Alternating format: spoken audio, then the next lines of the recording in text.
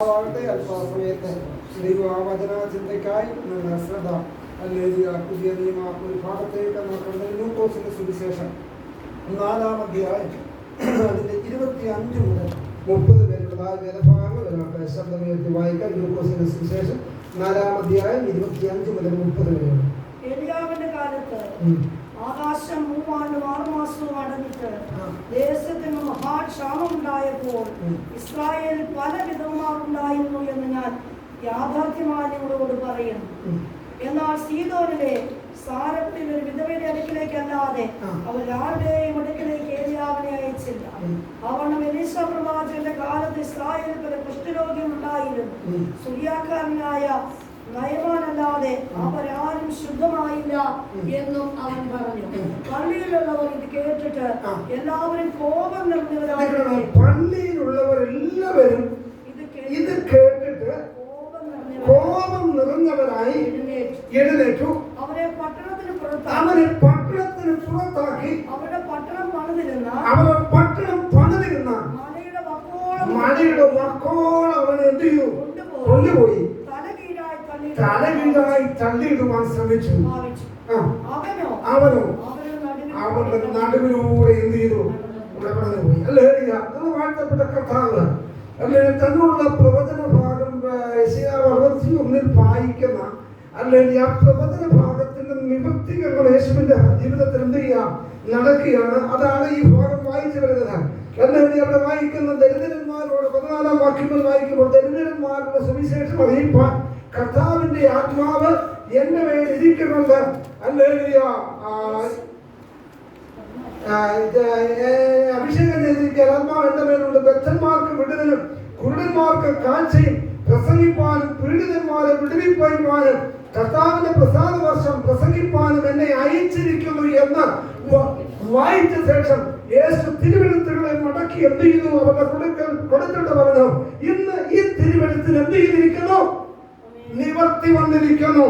അല്ലേ എന്ന് പറഞ്ഞ യേശു അവരുമായി സംഭാഷിക്കുന്ന ഭാഗം നമുക്ക് അവിടെ കാണുവാൻ കഴിയും. അവർ അങ്ങനെ യേശുവിന്റെ പ്രസംഗം കേട്ട ജനം എന്ത് ചെയ്തു? അദ്ദേഹം ചിലത് പറഞ്ഞു, എന്താണ് ഒരു ദൈവദൂതനല്ലേ അങ്ങനെ വായിക്കുന്നേ? എല്ലാവരും എന്ത് ചെയ്തു? അവനെ പുകഴ്ത്തി അവന്റെ വായിൽ നിന്ന് വീഴുന്ന പുറപ്പെട്ട ലാവണ്യ വാക്കുകൾ നിമിത്തം എന്ത് ചെയ്തു? ആശ്ചര്യപ്പെട്ട്.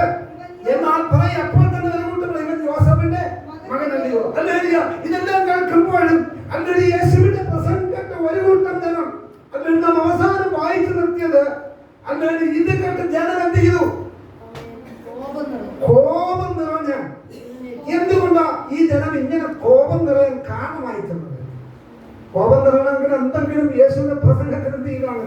സ്വാഭാവികമായിട്ടെന്ന് കേൾക്കുമെന്ന് നമുക്ക് അവർക്ക് കുത്തുകൊള്ളുമ്പോൾ എന്ത് ചെയ്യുന്നേ? മനുഷ്യൻ എന്ത് ചെയ്യുന്ന? കോപം വരുന്നേ. യേശുവിന്റെ പ്രസംഗം കേട്ടപ്പോൾ ഈ ജനത്തിന് എന്ത് ചെയ്തു?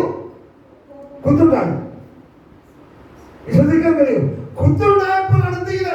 അവൻ കോപം നിറഞ്ഞ് കുത്തുകൊള്ളാനുള്ള കാരണമുണ്ട്. യേശു അത് ഉദാഹരണമാണ് കുത്തുള്ളത്. അല്ലേ? പണ്ട് ഞാൻ ഒരിക്കൽ കൂടുതൽ കുഞ്ഞുമറ്റാന്റെ ഒരു പ്രസംഗത്തിൽ ഞാൻ കേൾക്കുമ്പോൾ അദ്ദേഹം പ്രസംഗിച്ചത്, എന്റെ ജീവിതകാലത്ത് ഒരിക്കലും ഞാൻ ആരെയും പ്രസംഗിക്കും കുത്തി എന്ത് ചെയ്യാറില്ല, പ്രസംഗം മനസ്സുകൊണ്ട് ഞാൻ ചെയ്യാറില്ല. പക്ഷെ അല്ലെങ്കിൽ അറിയാതെ ആർക്കെങ്കിലും കുത്തുകൊണ്ടാൽ നിങ്ങൾ എന്ത് ചെയ്യണം? ദൈവത്തിന് സമർപ്പിക്കപ്പെടണം എന്ന് അദ്ദേഹം പറയുവാണ് കാഴ്ചത്. ദൈവമക്കൾ ദൈവത്തിന്റെ വചനം അല്ലെങ്കിൽ അങ്ങനെ പറഞ്ഞ ദൈവത്തിന്റെ വചനം അല്ലെങ്കിൽ എന്താ അല്ലല്ല ദൈവത്തിന്റെ വചനം ഉപദേശിപ്പാനല്ലേ?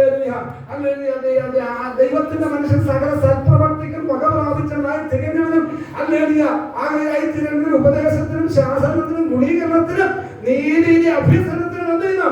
അത് പ്രയോജനമുള്ള ദൈവത്തിന്റെ വചനമാണ്. അത് ഉപദേശത്തിനും ശാസനത്തിനും ഗുണീകരണത്തിനുള്ള ദൈവത്തിന്റെ വചനം അങ്ങനെ കേൾക്കുമ്പോൾ അങ്ങനെ തെറ്റുള്ള ഹൃദയങ്ങളെ അങ്ങനെ ദൈവത്തിന്റെ ഉണർത്തുമ്പോൾ അത് ദൈവത്തിന് സമർപ്പിക്കപ്പെടുവാനായിരിക്കണം.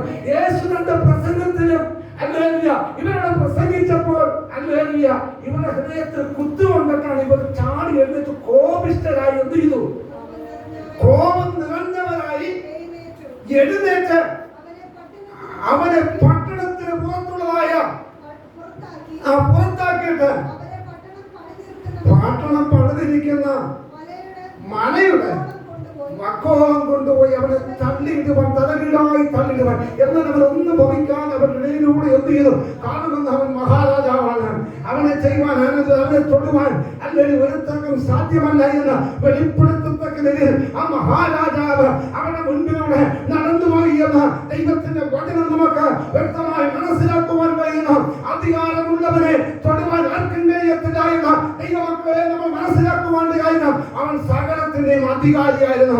എന്നാൽ അധികാരിയായവൻ അല്ലെങ്കിൽ അവനെ പ്രസംഗിച്ചപ്പോൾ ഒരു കൂട്ടം ജനം പറഞ്ഞു, അല്ലെ അവന്റെ വായിൽ നിന്ന് വരുന്ന ലാവണ്യ വാക്കുകൾക്ക് അവനെ എന്ത് ചെയ്തു?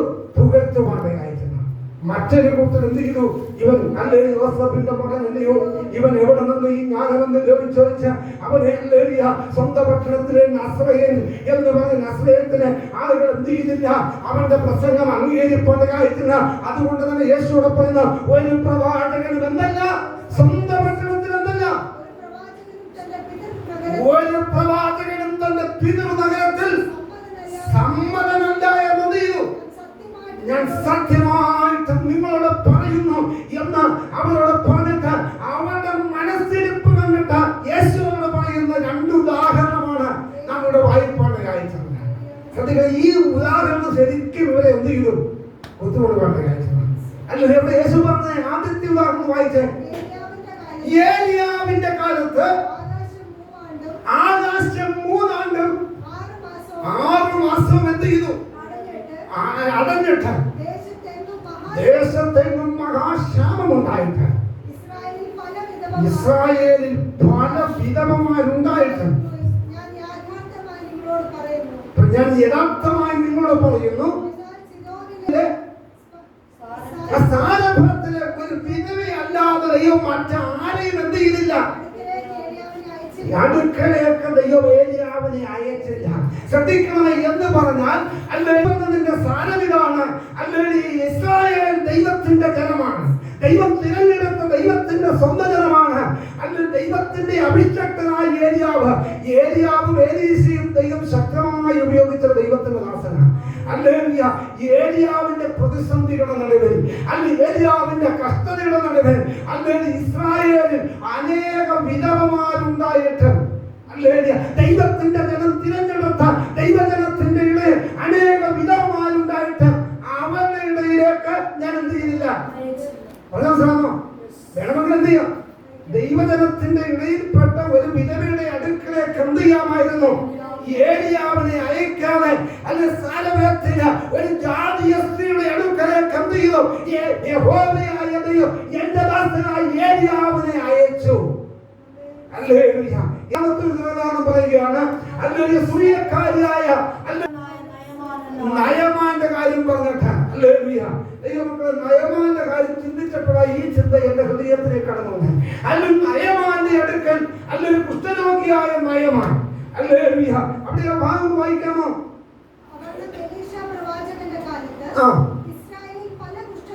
ഇസ്രായേലിൽ പല കുഷ്ഠരോഗികളൊന്നുണ്ടായിരുന്നു. ഹല്ലേലൂയ. ഇസ്രായേലിൽ അനേകം കുഷ്ഠരോഗികൾ ഉണ്ടായേക്കാം. ഹല്ലേലൂയ. യഹോവയായ ദൈവം ഹല്ലേലൂയ ഇതിനെ അടുക്കലേക്ക് അയച്ചത് ആരെയാ? വേറെ കുഷ്ഠരോഗികളുണ്ടെങ്കിൽ അവരെ സൗഖ്യമാക്കാൻ ആയപ്രമാണം പറയുന്നു. എന്ത് ചെയ്യുന്നില്ല? ഹല്ലേലൂയ. ഈ സ്ത്രീയക്കാരിയായ അരാമിനായ നയമാനെ എന്ത് ചെയ്തു? ഏലീശയുടെ അടുക്കലേക്ക് അയക്കുവാൻ അയച്ചത്.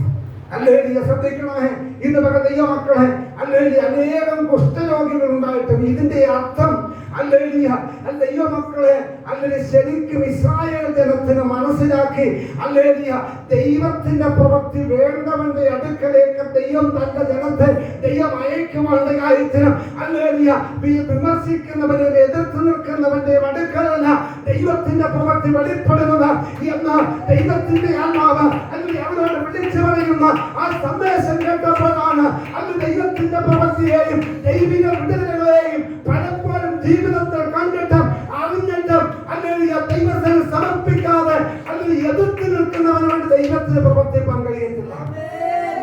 അല്ലെങ്കിൽ ദൈവമക്കളെ പ്രാവശ്യം ദൈവപ്രവർത്തി കണ്ടതാണ്, ദൈവിക വിടുതൽ കണ്ടവരാണ്. പക്ഷേ ഹല്ലേലൂയ, ദൈവം തന്നെ ദാസനായ ഏലിയാവിന് വേണ്ടി പ്രവർത്തിപ്പാൻ ഹല്ലേലൂയ ഹല്ലേലൂയ ഹല്ലേലൂയ കരീതിന്റെ തോട്ടിലെ വെള്ളം വറ്റി കഴിഞ്ഞപ്പോൾ യഹോവയായ ദൈവം സാരഭത്തിലെ വിധവയുടെ അടുക്കലേക്ക് അയച്ചെന്ന് അത് ദൈവത്തിന്റെ പ്രവൃത്തി, ദൈവത്തിന് ഇഷ്ടമുള്ളതുപോലെ അവൻ ചെയ്യുവാനായിട്ട് ഇസ്രായേലിൽ അനേക കുഷ്ഠരോഗികൾ ഉണ്ടായിട്ടും ആ കുഷ്ഠരോഗികളുടെ ഒന്നും എന്ത് ചെയ്യുന്നില്ല, ഏലീശയുടെ അടുക്കൽ ദൈവം അയച്ചില്ല. അല്ലേ ദൈവമക്കളെ, ഇന്ന് പകൽ ഒരു കാര്യം നമ്മൾ മനസ്സിലാക്കുവാനായിട്ടുണ്ട്. ഹല്ലേലൂയ, ഈ ഏലിയാവിനേക്കാൾ ഏലീശയേക്കാൾ വലിയവൻ ഇന്ന് പകൽ നമ്മുടെ നാട്ടിലുണ്ട്. ഹല്ലേലൂയ, അവൻ നമ്മെ സൗഖ്യമാക്കുന്ന ദൈവമാണ്. അത് നമ്മുടെ ജീവിതത്തിന്റെ ഏതവസ്ഥകളും അതിന് നമ്മുടെ നടുവിലേക്ക് ഇറങ്ങി വന്ന് നമ്മെ വിടുവിപ്പാൻ നമ്മുടെ കർത്താവ് ശക്തനാണ്. അല്ല ദൈവമക്കളെ, ഇത് കേട്ടപ്പോഴാണ് എന്ത് ചെയ്യുന്നത്, അവർക്ക് മനസ്സിലായി ഇത് ഹല്ലേലൂയ ഇസ്രായേലിനെ അല്ലെങ്കിൽ യഹൂദന്മാരെ ഹല്ലേലൂയ കുത്തിയാണ്. ഹല്ലേലൂയ, പിന്നീട് വചനം പറഞ്ഞു ഒരിക്കൽ പോലും നസ്രയത്തിൽ യേശു എന്ത് ചെയ്തില്ല, നസ്രയത്തിൽ വെച്ച് നടക്കുന്ന കാര്യമാണ് യേശു പറഞ്ഞത്. നസ്രയത്തിൽ ഒരിക്കൽ പോലും എന്ത് ചെയ്തില്ല, യേശു ഹല്ലേലൂയ സുവിശേഷം പ്രസംഗിച്ചില്ല. യേശു പറഞ്ഞു ഒരു പ്രവാചകനും എന്തില്ല, തന്റെ പിതൃദേശത്തിന്റെ സമ്മതമല്ല. പലപ്പോഴും ദൈവമക്കളെ ലോകം നമ്മെ അംഗീകരിച്ചില്ലെങ്കിലും അല്ലെങ്കിൽ കർത്താവിന്റെ സ്നേഹം നമ്മെ തേടി വന്നതോട്ട് നന്ദിയോടെ നാം അവനെ തിരഞ്ഞെടുത്തതല്ല, അവൻ നമ്മെ തേടി വന്നതാണ്. അവൻ നമ്മെ തിരഞ്ഞെടുത്തത് നാം പോയി ഫലം കായ്പാനും നമ്മുടെ ഫലം നിലനിൽപ്പാനും വേണ്ടി അവൻ നമ്മെ തിരഞ്ഞെടുക്കുവാനായിരിക്കുന്നു. ദൈവമക്കളെ ഹല്ലേലൂയ, ശ്രദ്ധമായി ഇതിനെ അവൻ തള്ളിക്കളഞ്ഞിട്ട് ഹല്ലേലൂയ നല്ല ഒഴിവിനെ അവൻ തള്ളിക്കളഞ്ഞിട്ട് ഹല്ലേലൂയ ശ്രദ്ധമായ ജാതികളിൽ നിന്ന് ദൈവം നമ്മെ തിരഞ്ഞെടുക്കുവാൻ ദൈവത്തിന് പ്രസാദം തോന്നിയത്. ഇന്ന് പകൽ ദൈവമക്കളെ ഹല്ലേലൂയ ഈ ഹല്ലേലൂയ ദൈവത്തിന്റെ ആ പ്രവൃത്തി ഓർത്ത് ദൈവത്തിന് നമ്മെ സമർപ്പിക്കപ്പെടുവാനായിരിക്കണം. ഹല്ലേലൂയ, ഈ വാക്കുകൾ കേട്ടിട്ട് അവർക്ക് എന്ത് ചെയ്യണം, അപ്പോൾ തന്നെ ഹല്ലേലൂയ നമുക്ക് ഹല്ലേലൂയ ഈ വിഷയത്തിലേക്ക് രാജാക്കന്മാരുടെ 2-ാം അധ്യായത്തിലേക്ക് ഈ നയമാനെ കുറിച്ച് നമുക്ക് അല്പസമയം ചിന്തിക്കേണ്ടതായിട്ടുണ്ട്. രാജാക്കന്മാരുടെ പുസ്തകം 2 രാജാക്കന്മാരുടെ പുസ്തകം 5-ാം അധ്യായം 15-ാം വാക്യങ്ങൾ വായിക്കാം. 2 രാജാക്കന്മാരുടെ പുസ്തകം 5-ാം അധ്യായം 15-ാം വാക്യം. അവൻ പിന്നെയും തന്റെ സകല പരിവാരവുമായി ദൈവപുരുഷന്റെ അടുക്കൽ എന്ത് ചെയ്തു, മടങ്ങി വന്ന് അവന്റെ മുൻപാകെ നിന്നു. നയമാൻ പറയുന്നത് ഇസ്രായേലിലല്ലാതെ ഭൂമിയിലെങ്ങും ഒരു ദൈവവും ഇല്ല എന്ന് ഞാനിപ്പോൾ അറിയുന്നു. ശ്രദ്ധിക്കണമേ, ഇസ്രായേലിൽ അങ്ങ് അല്ലാതെ ഇങ്ങനെ ഒരു ദൈവവും ഭൂമിയിൽ എങ്ങും ഇല്ല എന്ന് ഞാൻ ഇപ്പോൾ എന്ത് ചെയ്യുന്നു, അറിയുന്നു എന്ന് ദൈവത്തിന്റെ അല്ലെങ്കിൽ അരാമിനായ നയമാൻ പറയുകയാണ്. അല്ലെങ്കിൽ ഈ നയമാൻ അല്ലെങ്കിൽ ആരാണെന്ന് നമുക്കറിയാം. അല്ലെങ്കിൽ അതിന്റെ 1 മുതൽ വേദഭാഗം വായിക്കുമ്പോൾ നമുക്ക് അല്ലെങ്കിൽ ഒന്ന് ചിന്തിപ്പാണ്. 1 മുതൽ വേദഭാഗം നമ്മൾ വായിക്കാം. അരാം രാജാവിന്റെ സേനാപതിയായ നയമാൻ മുഖാന്തരം യഹോവ അരാമിന് ജയം നൽകിയതുകൊണ്ട് അവന്റെ യജമാനൻ അവനെ മഹാനും മാന്യനുമായി എണ്ണി അവൻ പരാക്രമശാലിയെങ്കിലും അവൻ കുഷ്ഠരോഗിയായിരുന്നു. ദൈവമക്കളെ ശ്രദ്ധിക്കണമേ, അല്ല നയമാനെ കുറിച്ച് പറയുക അവന് പരാക്രമശാലിയാണ്. പക്ഷെ അവന്റെ ജീവിതത്തിൽ എന്തുണ്ട്, ഒരു പോരായ്മയുണ്ട്. ഇന്ന് പല ദൈവമക്കളെ ആ പോരായ്മ നികത്തുവാൻ അല്ലെങ്കിൽ നാം എത്ര പരാക്രമശാലിയായാലും ഏത് മനുഷ്യന്റെ ജീവിതത്തിൽ ചില പോരായ്മകളുണ്ട്, അല്ലെങ്കിൽ കുറവുകളുണ്ട്. ഇന്ന് പകരത് സമ്മതിച്ചാൽ അല്ലെങ്കിൽ ദൈവമക്കളെ ദൈവം നമുക്ക് വേണ്ടി പ്രവർത്തിപ്പാൻ കാഴ്ച. ഞാൻ ആരായിരിക്കുന്നു എന്നുള്ള നല്ല വിഷയം എന്റെ ദൈവത്തിന്റെ മുൻപാകെ ദൈവത്തിന്റെ വചനത്തെ എങ്ങനെ നാം അംഗീകരിച്ച് ദൈവത്തിന് നാം സമർപ്പിക്കപ്പെടുന്നവോ അവന് വേണ്ടി ദൈവം ഇറങ്ങി വരുമെന്നുള്ള യാതൊരു സംശയമില്ല. അരാമിനായി നയമാൻ അല്ലെങ്കിൽ സൈന്യാധിപനാണ്, വലിയ പരാക്രമശാലിയാണ്. പക്ഷേ രഹസ്യമായ പലതും എന്ത് ചെയ്യാണ്, ആരും അറിയാതെ സൂക്ഷിച്ചു വെച്ചിരിക്കുന്ന എത്ര കാര്യങ്ങളുണ്ട്. എന്നാൽ ഇന്ന് ഞാൻ പറയട്ടെ, ആരും അറിയാതെ നാം മറച്ചു വെച്ചാലും അത് മറഞ്ഞിരിക്കുന്ന ഒന്നുമില്ല. ഒരിക്കൽ അവന്റെ മുൻപാകെ വെളിപ്പെടാത്തത് ഒന്നുമില്ല. എന്ന് ഇന്ന് മകൾ മനസ്സിലാക്കുവാണ്ടായിട്ടുണ്ട്. ഒരു ചെറിയ പെൺകുട്ടി അത് എങ്ങനെയോ അത് മനസ്സിലാക്കുവാണ്ടായിട്ടുണ്ട്. ദൈവമക്കളെ ഇന്ന് മകൾ മനസ്സിലാക്കുവാണ്ടായിട്ടുണ്ട്. ഈ അരാമിനായ അല്ലെങ്കിൽ അവൻ പരാക്രമശാലിയെങ്കിലും അവൻ എന്താണ് അല്ലേലിയ അല്ലേലിയ അവന്റെ അല്ലേലിയ എന്നാൽ അതിന്റെ അടുത്ത വാക്യങ്ങളിലേക്ക് വരുമ്പോൾ എന്താണ് മൂന്നാം വാക്യം അവൾ തന്റെ യജമാനത്തിയോട് യജമാനൻ ശമരിയിലെ പ്രവാചകന്റെ അടുക്കൽ ഒന്ന് ചെന്നെങ്കിൽ അവൻ അവന്റെ കുഷ്ഠരോഗം എന്ത് ചെയ്യും അല്ലെങ്കിൽ മാറ്റിക്കൊടുക്കാം. അല്ലെങ്കിൽ അവൾക്ക് ലഭിക്കാത്ത ഒരു വെളിപ്പാട് ഈ ചെറിയ ബാലികയായ പെൺകുട്ടിക്ക് എന്ത് ചെയ്തു? ഇസ്രായേലിന് കവർച്ചപ്പടയായി വന്നവളാണ്. അവൻ ദൈവമഹത്വം അറിഞ്ഞിട്ടുണ്ട്. ഇന്ന് പല ദൈവമക്കളെ നാം എവിടെയായിരുന്നാലും നാം അനുഭവിച്ച ദൈവത്തിന് സ്നേഹം, നാം അറിഞ്ഞ ദൈവത്തെ, നാം ആരാധിച്ച ദൈവത്തെ, നമ്മുടെ ദൈവം അത്ഭുതങ്ങളെ പ്രവർത്തിക്കുന്ന ദൈവമാണ്. നമ്മുടെ ദൈവം വിടുവിക്കുന്നവനാണ്. നിങ്ങളെ കൊണ്ട് ദൈവത്തിന് ചെയ്യുവാനുണ്ട്. അല്ലെങ്കിൽ ആരാധിക്കുന്ന ദൈവത്തെ അങ്ങനെയല്ല എന്റെ ദൈവം നിന്റെ വിഷയത്തിന് പരിഹാരം തരുവാൻ ഏത് വ്യക്തികൾക്ക് എവിടെ പോയിരുന്നാലും പറയുവാൻ നീ തയ്യാറായാൽ ദൈവം നിന്നെ ഉയർത്തും. അല്ലെങ്കിൽ ദൈവമക്കളെ അല്ലെങ്കിൽ ദൈവത്താരാധനകളൊക്കെ സംഭവിക്കുന്നത് ഈ ബാല്യക്കാലത്ത് ഈ പെൺകുട്ടി ഇവിടെ വന്നത് ദൈവത്തിന്. ഇതുവരെ ദൈവമക്കളെ നമ്മളെ പലയിടത്തും ദൈവം കൊണ്ടുപോകുന്ന ദൈവത്തിന്. അല്ലെങ്കിൽ നീ അറിഞ്ഞ ദൈവസ്നേഹം, നീ അറിഞ്ഞ ദൈവമഹത്വം എന്ത് ചെയ്യണം? മറ്റുള്ളവരോട് വിളിച്ചു പറയുവാൻ എന്റെ ദൈവം ഞാൻ സേവിക്കുന്ന കഴിയാത്തത് ഒന്നുമില്ല എന്ന് അല്ലെങ്കിൽ പറയുവാനുള്ള ധൈര്യം നമുക്കുണ്ടാകണം. അത് ആരായിരുന്നാലും അല്ലെങ്കിൽ വചനം ശ്രദ്ധിച്ച് കേൾക്കണമേ. നമ്മള് അല്ലെങ്കിൽ നമ്മുടെ പ്രിയപ്പെട്ടവർക്ക് വിദേശങ്ങളൊക്കെ പോകുക, അവിടെ ചെല്ലുമ്പോഴും ഓർക്കണം ദൈവത്തിന് നിങ്ങളെ കൊണ്ട് ചില ആവശ്യമുണ്ട്. ഒരു വെറുതെ ആരെ ദൈവം എന്ത് ചെയ്തിട്ട് ഒരിടത്ത് വായിക്കുന്നില്ല. ദൈവം നിങ്ങളെ ഈ പെൺകുട്ടി ഇവിടെ കൊണ്ടുവരുന്ന അവന്റെ വിഷയത്തിന് പരിഹാരമുണ്ട്. നിങ്ങളെ മറ്റുള്ളവർക്ക് എത്തിക്കുന്ന നിങ്ങളെ കൊണ്ട് ദൈവത്തിന് ചില പദ്ധതിയുണ്ട്. അതുകൊണ്ട് നമ്മളെ മനസ്സിലാക്കുകൊണ്ട് കാണിക്കണം. അത് ദൈവമക്കളെയായിരുന്നാണ് നിന്നെ പിടിപ്പിച്ച നീ അറിഞ്ഞ ദൈവത്തിന് വേണ്ടി നിലനിൽക്കുന്നവണ്ട് നീ പരാജയപ്പെടുവാൻ ദൈവം സമ്മതിക്കുകയില്ല. അല്ലെങ്കിൽ അവൾ ഭയപ്പെടാതെ അവൾ എന്ത് ചെയ്തു? അല്ലെങ്കിൽ അവൾ യജമാനത്തിനോട് പറഞ്ഞു. അല്ലെങ്കിൽ യജമാൻ എവിടെ വരെ ഒന്ന് പോയെങ്കിൽ ശമരിയിലെ പ്രവാചകന്റെ അടുക്കൽ ഒന്ന് ചെന്നിരുന്നെങ്കിൽ അവന്റെ കുഷ്ഠരോഗത്തിന് അവന്റെ വിഷയത്തിന് മറുപടിയാണ്. ഇന്ന് പറഞ്ഞ എത്ര പേർ വിശ്വസിക്കുന്നു ദൈവമക്കളെ? അല്ലെങ്കിൽ അവൾ അവനോട് പറയുവാൻ അല്ലെ യജമാനത്തെ അല്ലെങ്കിൽ തന്റെ യജമാനോട് കാര്യം പറയുവാനായിട്ട് നാട് വായിക്കാം.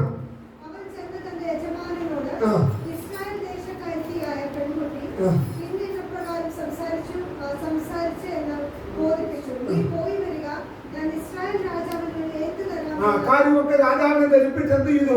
അല്ലെങ്കിൽ അങ്ങനെ ഇസ്രായേൽ രാജാവിന്റെ അടുക്കൽ വരുന്നതൊക്കെ നമുക്ക് കാണുവാൻ കഴിയും. അല്ലെ ശ്രദ്ധിക്കണമേ. അല്ലെങ്കിൽ അതിന്റെ അല്ലെങ്കിൽ രാജാവിന്റെ അടുക്കൽ വരുമ്പോൾ രാജാവ് വസ്ത്രം കീറുകയും രാജാവ് പറയുന്നത് 7-ാം വാക്യത്തിന്റെ പകുതി വായിക്കുന്നുണ്ട്. മരിപ്പിക്കും ജീവിപ്പിക്കും ചെയ്യുവാൻ ഞാൻ ദൈവമോ നോക്കുവിൻ അവൻ ഇതിനാൽ എന്നോട് ശണ്ടയിടുവാൻ എന്ത് ചെയ്യുന്നു?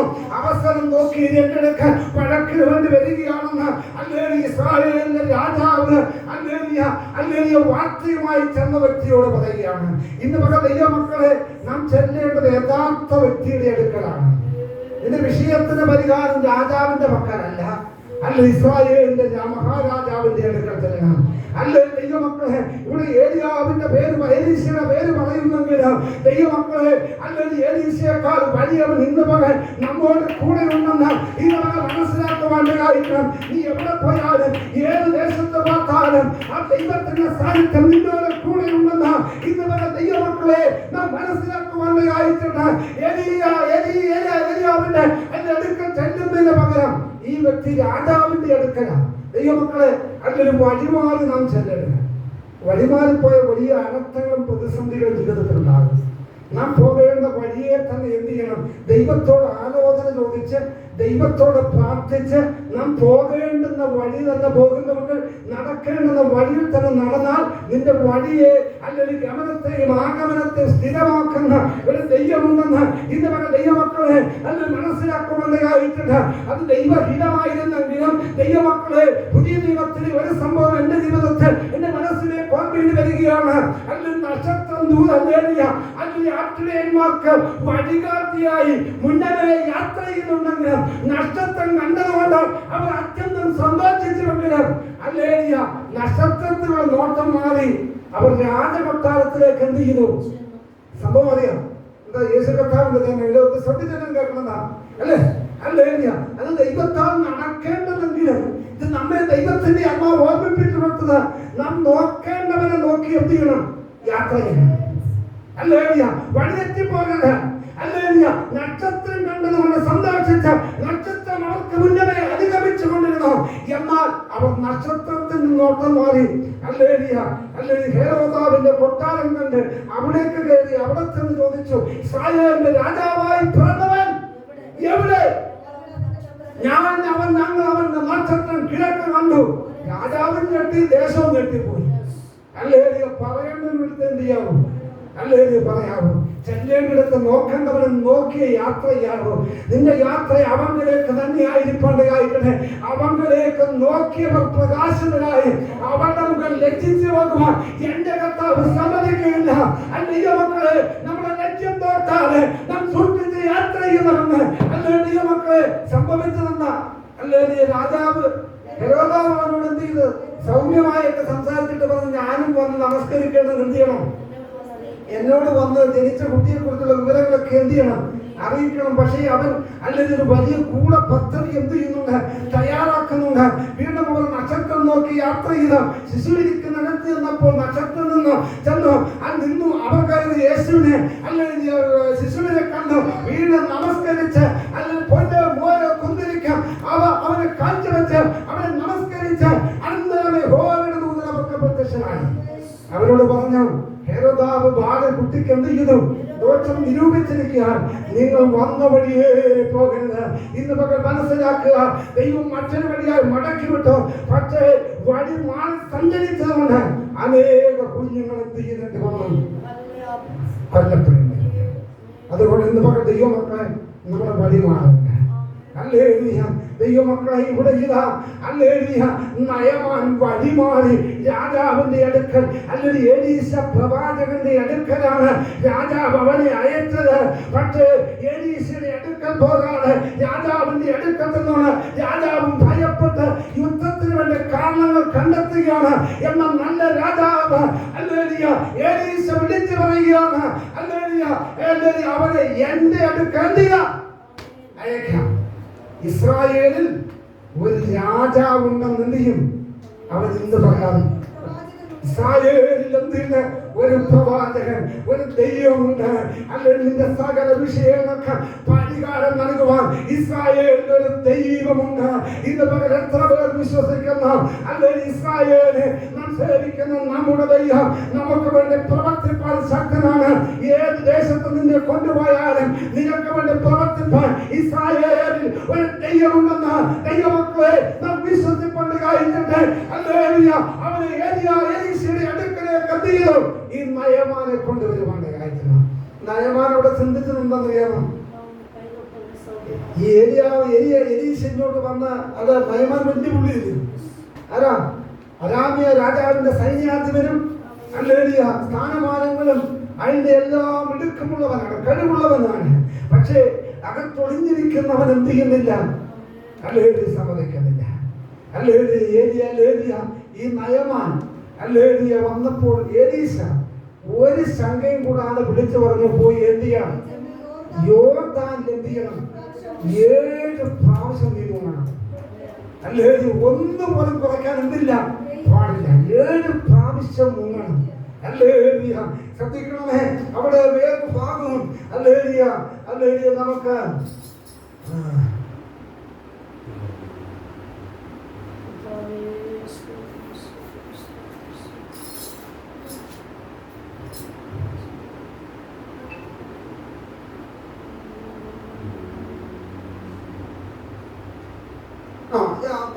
വായിച്ചു.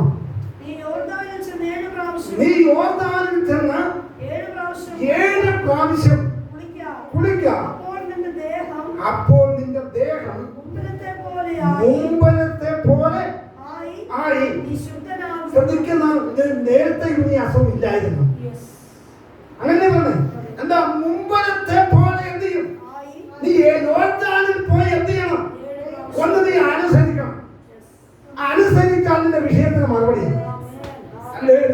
ദൈവമക്കളെ, ഹല്ലേലൂയ, ഈ ശമൂവേല് ശൗലോട് പറയുന്ന ഒരു കാര്യം, നീ അനുസരിക്കുന്നത് ഈ യാഗത്തെക്കാളും ശ്രദ്ധിക്കുന്നത് മുട്ടാടുകളുടെ മേധസ്സിനേക്കാളും നല്ലതാണ്.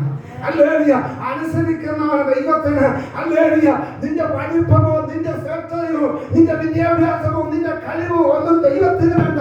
ദൈവത്തിന്റെ വാക്ക് അതേപടി അനുസരിക്കുന്നവന് ദൈവത്തിന് അന്നും ഇന്നും ആവശ്യമുണ്ട്. ദൈവം പറയുകയാണ്, ഹല്ലേലൂയ, 7 പ്രാവശ്യം നീ യോർദാനിലെ നദിയിലൊന്ന് മുങ്ങിയാൽ നിന്റെ ശരീരം മുമ്പലത്തെ പോലെ. എന്നാൽ ഈ കുഷ്ഠമാകുന്നതിന് മുമ്പ് ഒരു കുഷ്ഠരോഗി ആയിരുന്നില്ല. അവന്റെ വഴിയാത്രയിൽ എപ്പോൾ ഈ രോഗം എന്ത് ചെയ്ത അവന്റെ ജീവിത യാത്രയിൽ അവനെ പിടിപെട്ടതാണ്. അല്ലെ, അവൻ രോഗിയായി ജനിച്ചവനല്ല. അല്ലെ, രോഗി നിത്യരോഗി ആയിരുന്നല്ല. അല്ലെ, ദൈവമക്കളെ, പഴയ നിയമ പ്രമാണം വെച്ച് നാം പഠിച്ചാൽ പലപ്പോഴും കുഷ്ഠം പാപത്തിന്റെ ഒരു അനന്തരഫലമായിരുന്നു. അല്ലെ, ദൈവമക്കളെ, പാപത്തിന്റെ ഭാരം പേറിക്കൊണ്ട് ഇവൻ സഞ്ചരിക്കുന്നവനാണ്. കുഷ്ഠരോഗിയെ ന്യായപ്രമാണം അനുസരിച്ച് അകറ്റി നിർത്തുന്ന ഒരു വ്യക്തിയാണ്. പക്ഷേ ഇന്ന് ദൈവമക്കളെ, ഒരു കാര്യം നമ്മൾ മനസ്സിലാക്കുവാനായിട്ടുണ്ട്. അവന്റെ അടുക്ക് പ്രവാചകൻ വന്ന് പറയുക, 7 പ്രാവശ്യം എന്ത് ചെയ്യണം? കുളിച്ചാൽ നിന്റെ ശരീരം പഴയതുപോലെ മുമ്പത്തെ പോലെ എന്ത് ചെയ്യും? ഒരു ഭാരമുള്ള ശരീരം പോലെ അല്ലേലിയ ആയിത്തീരുവാണ്ടായിട്ട് എന്റെ ദൈവത്തിന് കഴിയാത്ത ഒരു കാര്യമില്ല. പക്ഷേ കേട്ടപ്പോൾ എന്ത് ചെയ്തില്ല? നയമാൻ അത്ര ഇഷ്ടപ്പെട്ടില്ല. കാരണം എന്താ? ഈ യോർദാൻ നദി എന്ന് പറഞ്ഞാൽ എപ്പോഴും കലങ്ങി മറിയുന്ന ഒരു വെള്ളം. പണ്ട് അല്ലെങ്കിൽ സ്നാനപ്പെടാനൊക്കെ പറയുമ്പോൾ ഈ വചനമൊക്കെ ആൾക്കാർ പറയാറുണ്ട്. കാരണം പണ്ട് നമ്മുടെയൊക്കെ നാടുകളിൽ കലങ്ങി മറിയുന്ന ഇന്നത്തെ പോലെ സ്നാനത്തൊട്ടികളൊന്നുമില്ല. ഹല്ലേലൂയ, സ്നാനത്തൊട്ടി ഇല്ലാത്തതുകൊണ്ട് ഈ യോർദാൻ നദി ഉണക്കാലത്തും മഴക്കാലത്തും ഒരുപോലെ, വേനൽക്കാലത്തും അല്ലെ 2 സീസണുകളിൽ എന്ത് ചെയ്യും? അല്ലെങ്കിൽ കലങ്ങി മറിഞ്ഞ് ഒഴുകുന്ന ഒരു നദിയാണ് യോർദാൻ നദി. ഈ നദിയിലെ യേശു കർത്താവ് എന്ത് ചെയ്ത് തന്റെ സ്നാനം നടത്തുവാണ്ടായിട്ടുള്ളത്? ദൈവമക്കളെ, അല്ലെങ്കിൽ ഈ യോർദാൻ കലങ്ങി മറിയുന്ന കലങ്ങിയ വെള്ളത്തിൽ മുങ്ങാൻ ആരും എന്തല്ല താല്പര്യമില്ല. സ്വയം പറയാം, എന്റെ നാട്ടിൽ അബാന, പപ്പര തുടങ്ങിയ നല്ല സുന്ദരം തെളിഞ്ഞ വെള്ളം ഒഴുകുന്ന നാടുണ്ട്. അല്ലെങ്കിൽ അവിടെ മുങ്ങാൻ പറയാതെ എന്നോട് അല്ലെങ്കിൽ ഈ കലങ്ങിയ വെള്ളത്തിൽ എന്തിനു മുങ്ങാൻ പറഞ്ഞു? അല്ലെ, ദൈവമക്കളെ, ദൈവം പറയുന്നത് കാര്യം അനുസരിച്ചെങ്കിൽ മാത്രമേ നിന്റെ വിഷയത്തിന് പരിഹാരമുണ്ട്.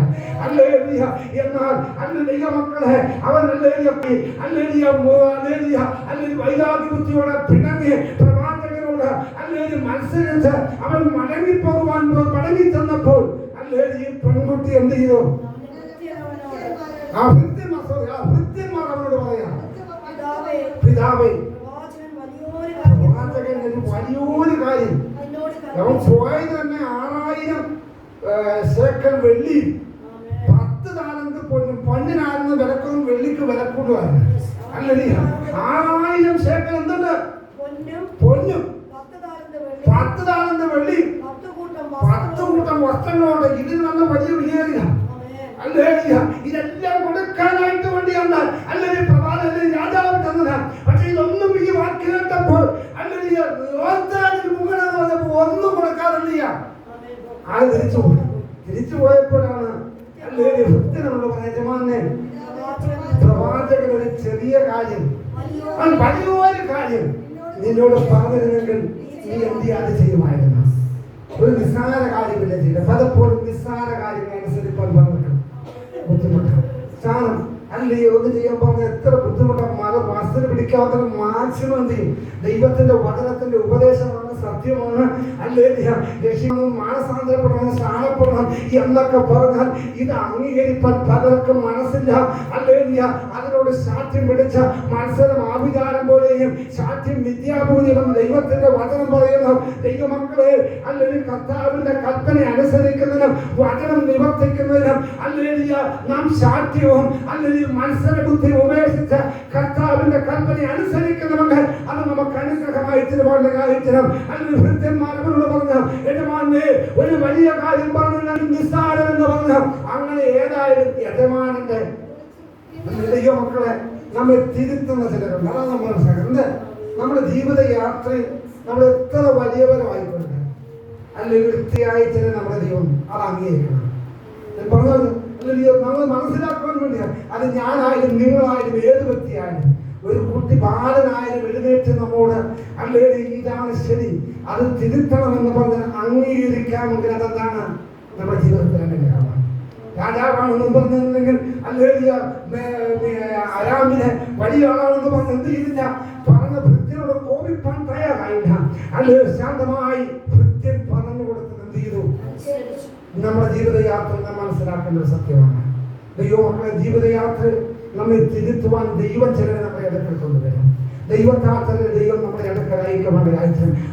അത് കേട്ട് അത് അനുസരിച്ചാൽ നിശ്ചയമായും ശാന്തമായി ഞാൻ പറയുന്നു, അത് നിങ്ങളുടെ ജീവിതത്തിൽ അനുഗ്രഹമായിരിക്കും. അതൊരിക്കലും തിന്മയായി തീരത്തില്ല. ദൈവത്താലാണ്. ദൈവം നിങ്ങളെ സ്നേഹിക്കുന്നുണ്ട്. നിങ്ങൾ നശിച്ചു പോകാതിരിക്കുന്നതിന്, നിങ്ങൾക്ക് നഷ്ടങ്ങൾ ഉണ്ടാകാതിരിക്കുന്നതിന്, നിങ്ങളുടെ ജീവിതത്തിൽ നന്മ നഷ്ടപ്പെട്ടു പോകാതിരിക്കുന്നതിന് ദൈവത്താൽ ഒരുക്കി വരുന്ന നന്മയെ അത് മനസ്സിലാക്കി അതിന്റെ മുൻപാകെ ഏൽപ്പിച്ചു കൊടുത്താൽ നിശ്ചയമായും അത് അനുഗ്രഹമാണ്, അത് വിടുതലാണ്, അത് നന്മയാണ്. അല്ല ദൈവമക്കളെ, നയമാൻ ഭൃത്യന്റെ വാക്കിന് മുമ്പിൽ പ്രവാചകന് സാധിക്കാതെ എന്ത് ചെയ്തു? വൃത്തിന് സാധിച്ചില്ലേ? പ്രവാചകൻ പറഞ്ഞിട്ട് പോയി. ഇവൻ കോപിച്ചാണ് ചെയ്ത് കേട്ടമാണ് നമ്മളെല്ലാവരും പ്രതികരിക്കുന്നവരാണ്. പ്രതികരിക്കുന്നതിന് നമുക്കെല്ലാം ഭയങ്കര കഴിവുണ്ട്. പക്ഷെ പ്രവാചകൻ അല്ല പറഞ്ഞു പോയി, പ്രതികരിച്ച് പ്രവാചകന്റെ കാര്യം കഴിഞ്ഞു. പ്രവാചകൻ പോയി, ഇവൻ തന്നെ കോപിഷനായി തിരിച്ചു വരുമ്പോഴാണ് വൃത്യൻ ശാന്തമായി ചെന്ന് എന്ത് ചെയ്യുന്നത്? ഈ ഉപദേശം അങ്ങോട്ട് പറയുന്നത്. ആ ഉപദേശത്തിന്റെ മുൻപാകെ എന്ത് ചെയ്യുന്നു? അവൻ സമർപ്പിക്കപ്പെട്ടു. എന്ന് പറയുന്ന ദൈവമക്കളെ, എല്ലാവരും ജീവിതത്തിൽ അറിഞ്ഞിരിക്കുന്ന ആത്മീയ സത്യമാണ്. അല്ലെങ്കിൽ ഈ സമയം മുൻപോട്ട് പോകുന്നു. അല്ലെങ്കിൽ അവൻ എന്ത് ചെയ്യുന്നു? ആ വാക്കിന് മുൻപാകെ അല്ലെങ്കിൽ അവൻ സമർപ്പിക്കപ്പെട്ടു. അവൻ എവിടേക്ക് പോയി? തിരിച്ച് വീണ്ടും എന്ത് ചെയ്തു? യോർദാനിലേക്ക് വന്നു. അല്ലെങ്കിൽ അനുസരിച്ചില്ലെങ്കിൽ വീണ്ടും നിന്നെ ഓടിക്കുന്നയോ? അല്ലെങ്കിൽ അല്ല വൃത്യൻ വീണ്ടും എന്ത് ചെയ്തു? അല്ലെങ്കിൽ വൃത്യന്റെ വാക്കുകൾക്ക് അവൻ യോർദാനിൽ വന്നു. 1, 2, 3 ഓരോ പ്രാവശ്യം എന്റെ ഭാവനയിൽ കൊണ്ടുപോകാം. ഓരോ പ്രാവശ്യം മുങ്ങിയിട്ട് ഇവൻ എന്ത് ചെയ്യും? ദേഹത്തെ കുഷ്ഠരോഗം നോക്കും. ഓരോ പ്രാവശ്യം പൊങ്ങി പൊങ്ങുമ്പോഴും കുതിർന്ന് ഇതിന്റെ അത് കൂടുതൽ വെളിപ്പെട്ട് വരുന്നതല്ലാതെ എന്ത് ചെയ്യുന്നില്ല. 1, 2, 3, 4, 5, 6 പ്രാവശ്യം മുങ്ങിട്ടൊന്നില്ല. അവിശ്വാസം ചിലപ്പോൾ എന്ത് ചെയ്യാം? ചുമ്മാതാണോ, ഇത് വെറുതെ ആണോ എന്നൊക്കെ ചിന്ത. പക്ഷെ ദൈവം പറഞ്ഞാൽ എന്ത് ചെയ്യത്തില്ല, ഒരു മാറ്റമില്ല. 7 എന്ന് പറഞ്ഞത് 7 തന്നെ. അല്ലെങ്കിൽ നീ മുങ്ങിയെങ്കിൽ മാത്രമേ ദൈവപ്രവൃത്തി നിന്റെ ജീവിതത്തിൽ വെളിപ്പെടാൻ. 7ാം പ്രാവശ്യം മുങ്ങി അവൻ പൊങ്ങിയപ്പോൾ അവന്റെ ദേഹം എന്ത് ചെയ്തു? ഒരു ചെറിയ ബാലന്റെ ദേഹം പോലെ ആയിത്തീരുന്നു. അവൻ ശുദ്ധനായിത്തീർന്നു. ഇന്ന് പറയുന്നതിനെ ശുദ്ധീകരിപ്പാൻ കർത്താവ് നമ്മുടെ നല്ലവരുണ്ട്. അപ്പോഴാണ് അവന് മനസ്സിലായത്, ഇസ്രായേലിൽ ഒരു ദൈവമുണ്ട്, ജീവനുള്ള ദൈവമുണ്ട്, വിടുവിക്കുന്ന ദൈവമുണ്ട്. അതുകൊണ്ടാണ് യേശുവും അതേ ഉദാഹരണം പറഞ്ഞത്. ഈ രാജാവിന് വേണ്ടി ഹല്ലേലൂയ ദൈവം പ്രവർത്തിച്ചത്. ഹല്ലേലൂയ യേശു പറഞ്ഞതിന്റെ സ്ഥാനം താൻ തേടി വന്നത് ഇസ്രായേലിനെ മാത്രമല്ല, സകല ജാതികൾക്കും ഒരുക്കിയിരിക്കുന്ന നിന്റെ രക്ഷയെ എന്റെ കണ്ണ് കണ്ടുകൊണ്ടുവരുന്ന ശിവൻ പ്രാർത്ഥിച്ചെങ്കിൽ സകല ജാതികൾക്കും വേണ്ടിയാ അവനെ ഹല്ലേലൂയ ലോകത്തിലേക്ക് അയക്കുന്നത്. ഇന്ന് പറയാൻ ആ ദൈവത്തിന്റെ കരങ്ങളിൽ ഒരു നിമിഷം എല്ലാ പ്രിയപ്പെട്ടതും സമർപ്പിച്ച ദൈവത്തോട് പ്രാർത്ഥിച്ചാണ്. നിന്റെ വിഷയം എത്ര വലുതായതിനാലും ഇന്ന് പറയാൻ ഹല്ലേലൂയ പരിഹാരം നൽകാൻ ഹല്ലേലൂയ നമ്മുടെ കർത്താവ് ശക്തനാണ്. ഒരു നിമിഷം ആ ദൈവത്തിന്റെ കരങ്ങളിൽ നമ്മെ സമർപ്പിച്ച് പ്രാർത്ഥിക്കും. കേട്ട ദൈവത്തിന്റെ വചനത്തിന് മുമ്പാകെ ഏൽപ്പിച്ചു കൊടുത്താണ്. കുളിച്ചോ